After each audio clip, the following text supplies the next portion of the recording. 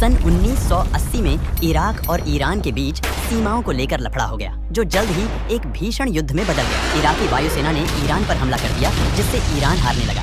Iran के प्रधानमंत्री रूहुल्लाह खुमैनी ने अपने लोगों से कहा, यह सिर्फ युद्ध नहीं है, यह हमारी शिया जातियों की परीक्षा है। अगर हम इस युद्ध में हार जाते हैं तो पूरी दुनिया से शिया जाति का अस्तित्व ही खत्म हो जाएगा। युवाओं को सिर्फ युद्ध जीतने के लिए नहीं, बल्कि हमारे अस्तित्व को बचाने के लिए लड़ना होगा।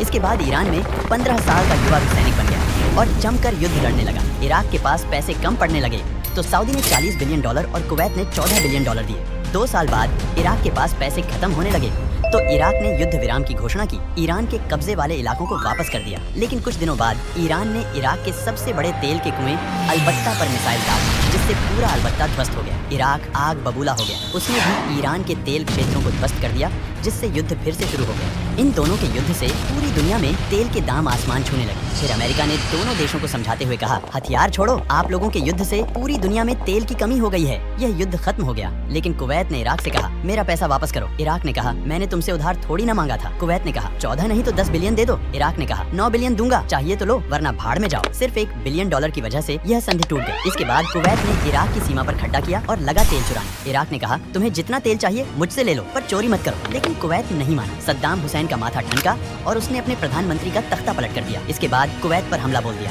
और केवल 2 दिन में कुवैत पर कब्जा कर लिया। यूएनओ ने इराक को चेतावनी दी कि जल्दी से कुवैत को खाली कर दो, तुम्हारे पास 2 महीने का समय है। लेकिन इराक कहाँ मानने वाला था।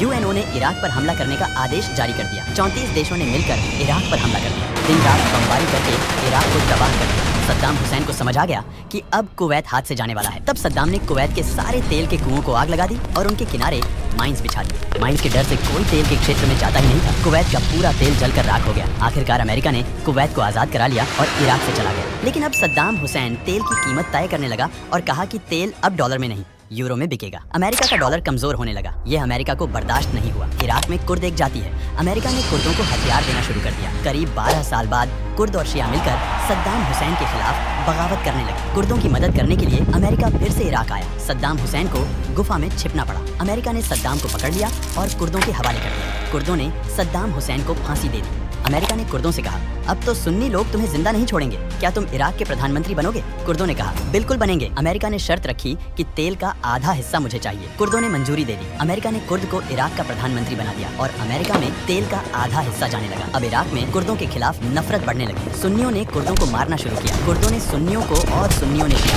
सभी आपस में लड़ने लगे। अमेरिका ने इराक में हथियार भेजना शुरू कर दिया, जिससे इराक में भयंकर युद्ध होने लगा। इस भयंकर युद्ध से दुनिया का सबसे खतरनाक आतंकी संगठन ISI का जन्म हुआ।